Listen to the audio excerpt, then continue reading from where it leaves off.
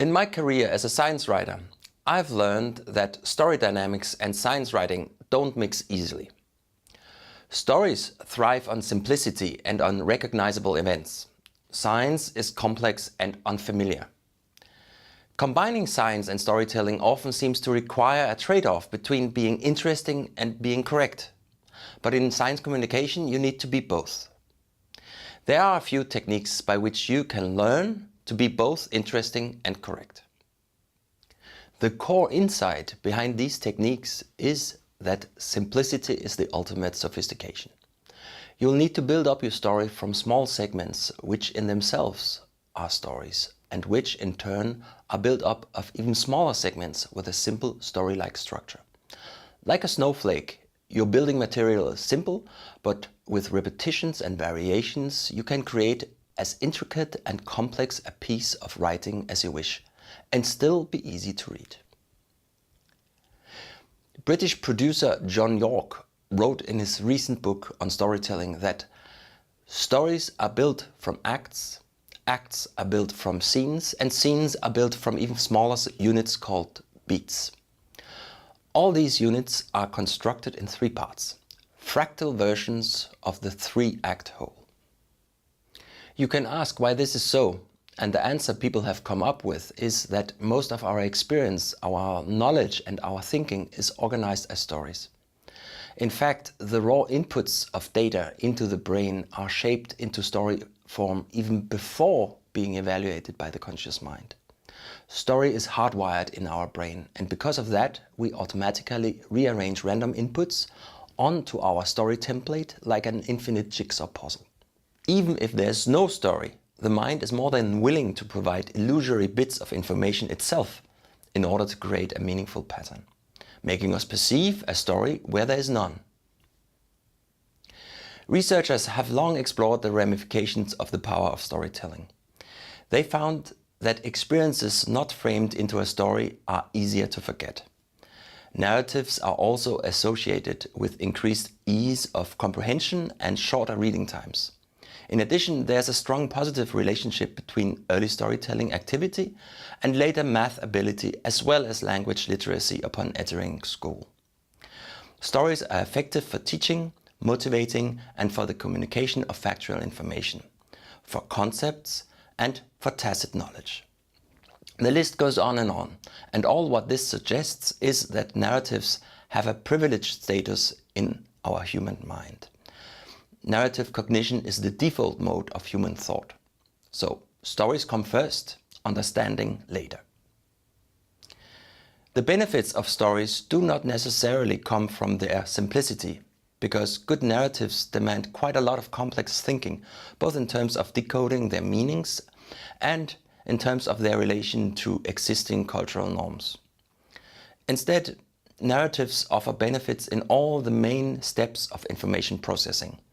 These steps are motivation and interest, allocation of cognitive resources, processing and understanding, and transfer into long-term memory. Now, in our previous lectures on basic news writing and on academic writing and argumentation, I didn't mention narrative structure at all. But when looking at some of the templates I provided, you can see that they also have a three-part structure.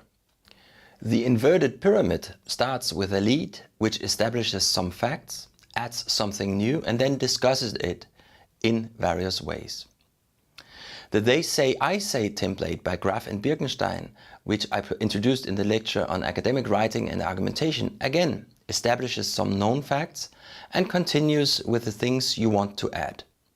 It doesn't explicitly mention the third, the synthesizing part, but it is present as an implicit next step in the classical Imrad style of writing academic texts. So, in their most general form, stories and arguments have a beginning, middle, and an end. And the narrative structure is normally such that you start with some established facts, you add something new, and then you stir.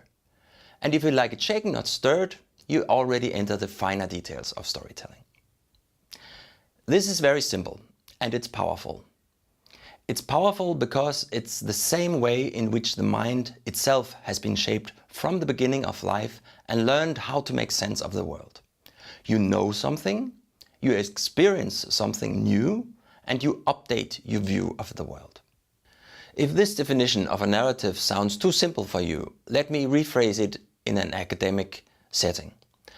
Narrative structure has causality, temporality, and a point of view, usually through a protagonist.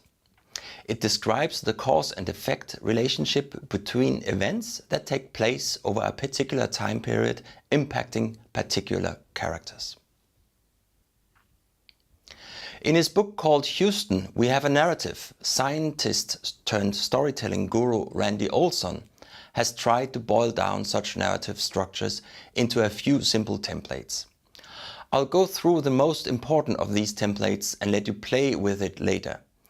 But his main message is that good stories continuously have these repetitions of adding and stirring, all the way down to the single paragraph.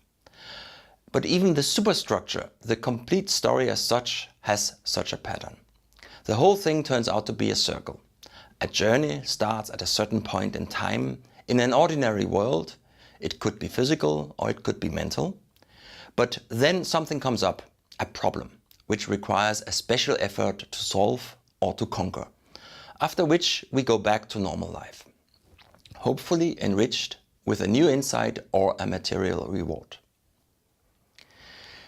In reality, Olson's story circle is a boiled down version of the famous monomyth or hero's journey by Joseph Campbell, the famous American writer and researcher of comparative mythology.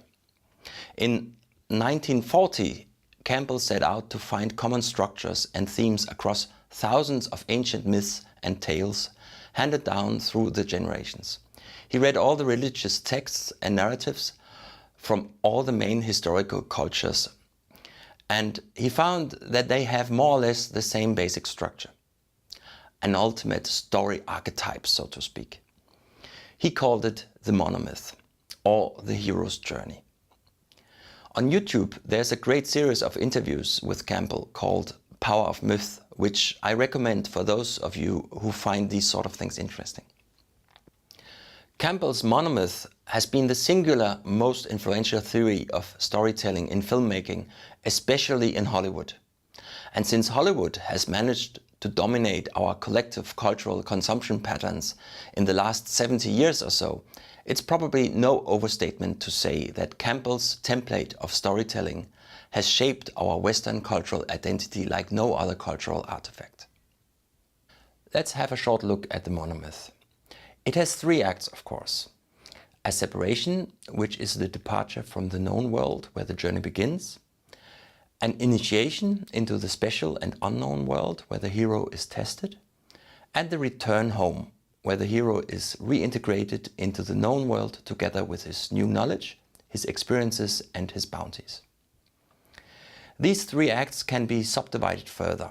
Campbell initially used 17 stages, but a Hollywood executive called Christopher Vogler, while employed as a story consultant for Walt Disney Pictures in the mid-1980s, reduced them to 12 steps. 1. The ordinary world, where the hero is seen in her everyday life. The call to adventure, where the initiating incident of the story starts. The refusal of call, where the hero experiences some hesitation to answer the call. Meeting with the mentor, where the hero gains the supplies, the knowledge and confidence needed to engage in the adventure. Crossing the first threshold, which is where the hero commits wholeheartedly to the adventure. Tests allies and enemies. Here the hero explores the special world, faces trial and makes friends and enemies. Approach to the innermost cave, where the hero closes in to the center of the story and the special world. The ordeal, here the hero faces the greatest challenge yet and experiences death and rebirth. Reward, where the hero experiences the consequences of surviving death. The road back, where the hero returns to the ordinary world or continues to an ultimate destination. The resurrection. Here the hero experiences a final moment of death and rebirth so that they are pure when he re-enters the ordinary world. And finally, the return with the elixir, where the hero returns with something to improve the ordinary world. This template has been used 1,000 times, and everybody who has seen a few Hollywood movies will immediately recognize the pattern. But let me caution you and say that this template is by no means easy to use, especially if your subject is science. If you think that you can just fill in the blanks, you've probably jumped the track already.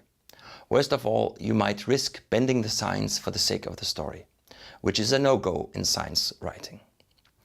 It takes many years and many failed attempts to get a good science story out of the template, and that's why for the next part of this lecture I will not go into further details of the hero's journey, but rather concentrate on the smaller constituents and elements of a story, which means the scenes and the beats, the paragraphs and the sentences, which themselves, as I said before, should have a story-like structure of establishing facts, introducing something new, and mixing them up in interesting ways.